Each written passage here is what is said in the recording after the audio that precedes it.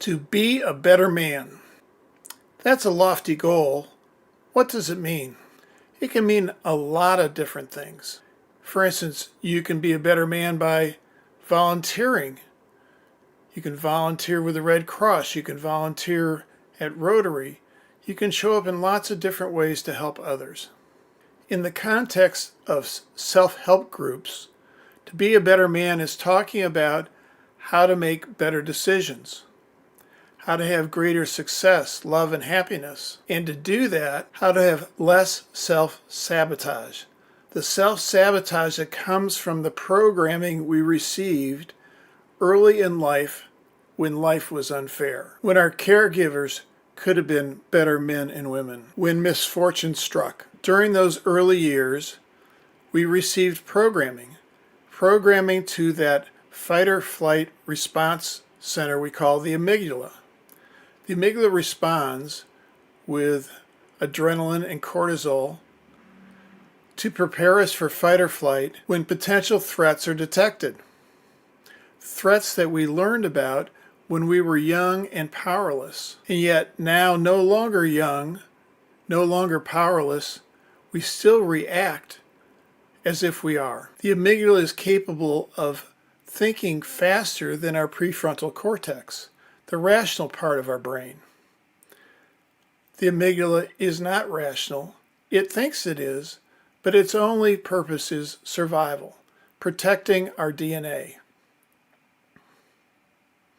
If it hurts others along the way, it doesn't care. So the mission in becoming a better man is about regulating our response to distress.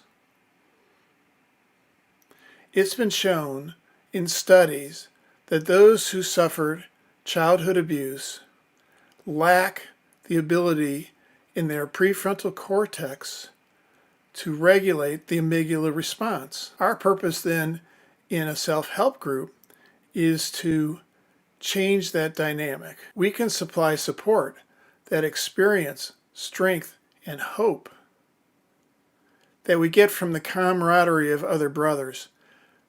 But none of that's actually going to make a difference, actually going to make a change. Hope is not a strategy. Hoping that life is fair is not a strategy. Neuroscience has shown that our brains are capable of change. It's called neuroplasticity. One of the changes we can do is we can change our emotional memory so that it doesn't have the same level of control that it once had.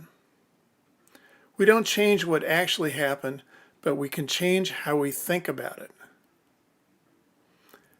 And consequently, how we react. So then, the key element in a growth group is to move out of the comfort zone, out to where growth happens, and actually, eventually into the zone where good happens. We do that by maintaining our key principle of accountability. We hold ourselves accountable for our actions and words and the impact they have on others without regard to our intent. When our actions or words are hurtful to others, holding ourselves accountable means we look for corrective action. How can I change in a way that in the future that won't happen again?